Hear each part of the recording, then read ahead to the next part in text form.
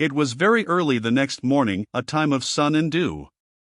The confused beginnings of many birds' songs spread into the healthy air, and the wan blue of the heaven was here and there coated with thin webs of incorporeal cloud which were of no effect in obscuring day.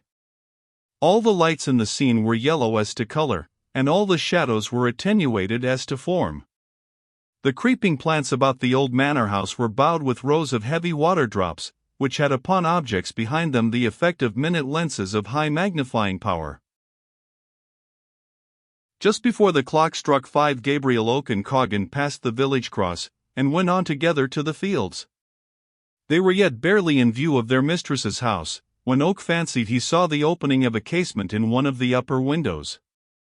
The two men were at this moment partially screened by an elder bush, now beginning to be enriched with black bunches of fruit, and they paused before emerging from its shade. A handsome man leaned idly from the lattice.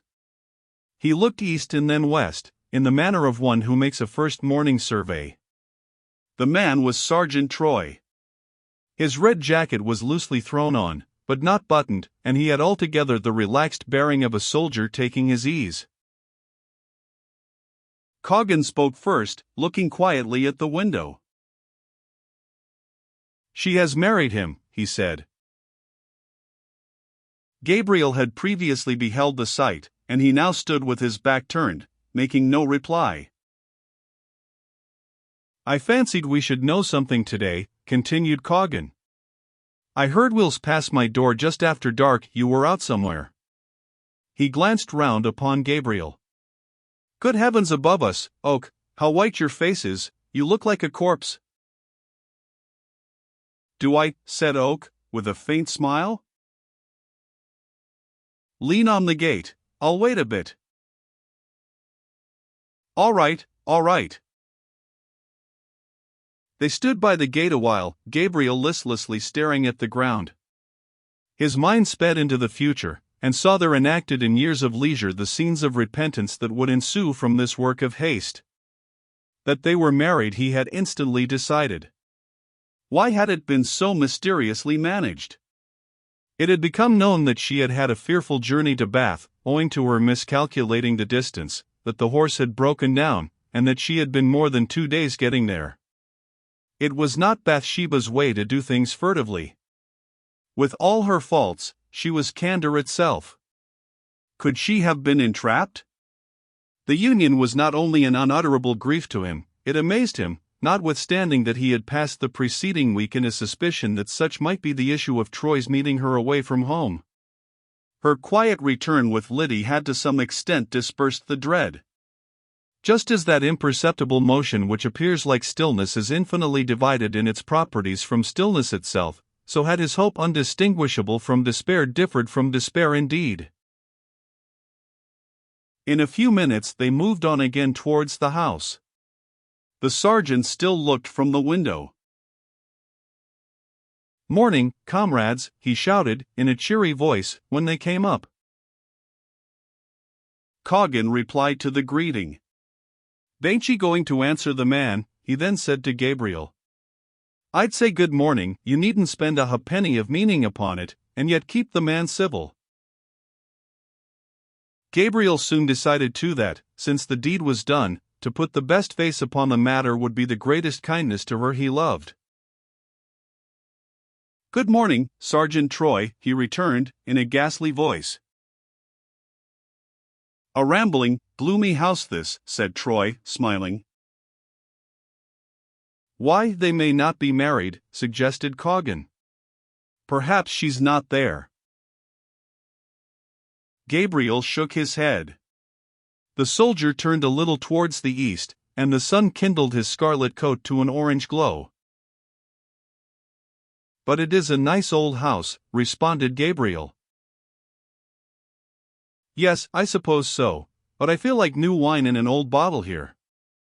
My notion is that sash windows should be put throughout, and these old wainscoted walls brightened up a bit, or the oak cleared quite away, and the walls papered. It would be a pity, I think." "Well, no.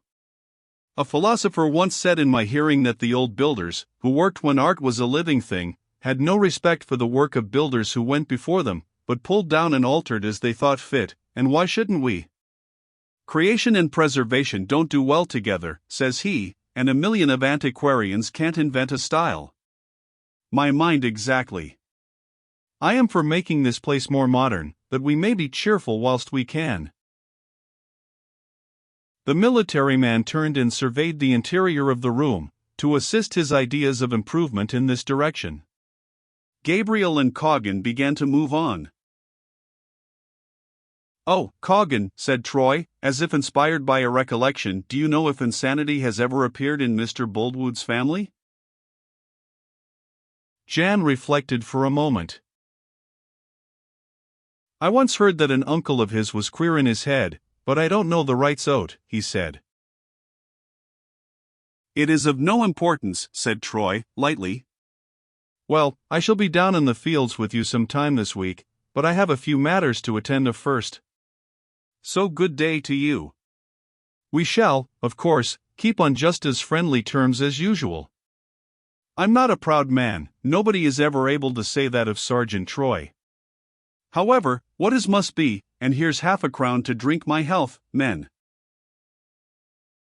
Troy threw the coin dexterously across the front plot and over the fence towards Gabriel, who shunned it in its fall, his face turning to an angry red. Coggan twirled his eye, edged forward, and caught the money in its ricochet upon the road. "Very well, you keep it, Coggan," said Gabriel with disdain and almost fiercely. "As for me, I'll do without gifts from him." "Don't show it too much," said Coggan, musingly. "For if he's married to her, mark my words, he'll buy his discharge and be our master here. Therefore 'tis well to say friend outwardly, though you save trouble house within." "Well, perhaps it is best to be silent, but I can't go further than that. I can't flatter, and if my place here is only to be kept by smoothing him down, my place must be lost." A horseman, whom they had for some time seen in the distance, now appeared close beside them. "There's Mr. Boldwood," said Oak. I wonder what Troy meant by his question. Coggan and Oak nodded respectfully to the farmer, just checked their paces to discover if they were wanted, and finding they were not stood back to let him pass on.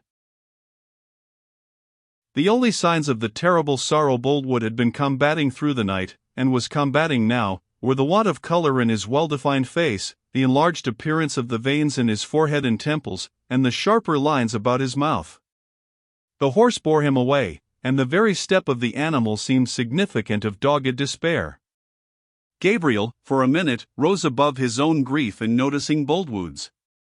He saw the square figure sitting erect upon the horse, the head turned to neither side, the elbows steady by the hips, the brim of the hat level and undisturbed in its onward glide, until the keen edges of Boldwood's shape sank by degrees over the hill.